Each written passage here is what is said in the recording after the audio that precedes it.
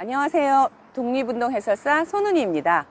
서울 독립운동 사적지 탐방 첫 번째 코스 황제의 꿈 대한제국의 길 시작점인 서울광장에 있습니다. 이곳이 서울의 중심이 된 것은 대한제국 시기였습니다. 조선시대에는 경복궁과 창덕궁이 중심이 되었다면 대한제국의 황궁은 바로 정동에 위치한 경운궁, 지금의 덕수궁이었습니다. 정치의 중심이 이곳으로 옮겨오면서 이 자리가 새로운 중심이 된 것이죠. 이제 덕수궁의 건너편에 위치한 저곳을 한번 보실까요? 조선시대에 태종의 딸인 경정공주가 살았던 곳이라 소공동이란 이름이 붙었던 곳이고요. 그 이후에는 중국 사신들이 묵는 남별궁으로 사용되었던 곳입니다. 이곳에 고종은 소공로를 만들고 황구단을 만듭니다. 이유는 바로 대한제국의 선포를 위한 준비였습니다. 황구단은 하늘에 대한 제사를 지내는 둥근 단입니다. 하늘에 대한 제사를 지낸다는 의미는 이제 우리도 황제국이 되었음을 상징하는 것입니다. 그럼 이동해서 자세히 볼까요? 황구단의 정문 앞에 서 있습니다. 원래 이 정문에 위치는 이곳이 아니라 웨스틴 조선 호텔 입구 쪽에 있었어요. 새 건물을 지을 때 문이 사라졌습니다. 한동안 그 흔적을 찾을 수 없다가 2007년 우이동 그린파크에서 찾았습니다. 문은 돌아왔지만 제자리를 찾지 못하고 지금 이 자리에 서 있습니다. 황궁우 주변을 한 바퀴 돌아볼까요? 황궁우는 황구단의 부속 건물입니다. 3층으로 되어 있지만 안은 뻥 뚫려 있는 통층 건물입니다. 안에는 하늘의 신, 지신, 그리고 해의 신, 달신 등 여러 위패가 보관되어 있습니다. 황구단이 만들어진 후 2년 뒤에 만든 건물입니다. 그럼 황구단은 어디 있을까요? 바로 저 자리입니다. 현재는 웨스틴 조선 호텔이 들어서 있는 저곳에 황구단이 있었습니다. 1897년 10월 12일 대한제국의 시작을 알리는 제사를 드린 장소가 황구단입니다. 하늘에 대한 제사는 황제만이 할 수 있는 권한이었어요.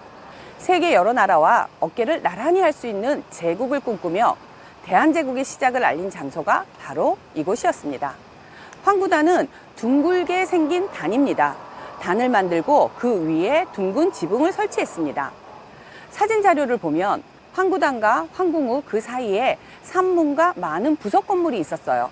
그러나 지금은 황궁우와 산문만 그 자리에 남아 있습니다. 그럼 황구단은 언제, 왜 사라졌을까요?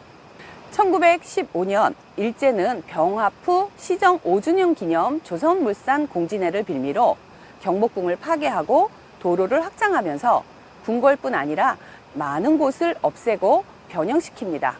특히 황구단에는 여행객을 위한 철도 호텔을 짓습니다.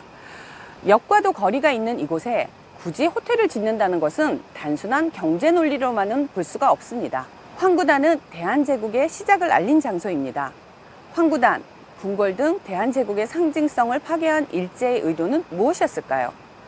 이렇게 대한제국의 상징을 우리 눈앞에서 하나씩 둘씩 사라지게 하면서 우리의 기억 속에 나라를 지어 나가려던 것은 아니었을까요? 이것은 그들이 식민 지배를 더욱 쉽게 하기 위해서였겠지요.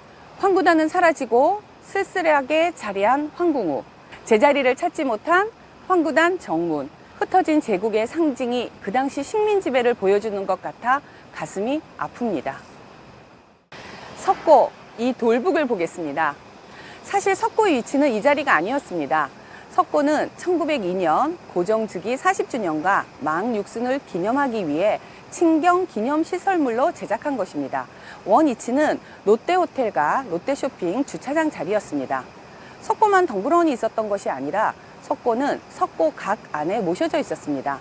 그런데 일제강점기인 1924년 그 자리에 조선총독부 도서관이 생기면서 정문이었던 광선문은 일본 절인 남산 동본원사의 정문으로, 석고각은 1935년 이토 히로부미를 추모하는 방문사의 종로로 옮겨갑니다.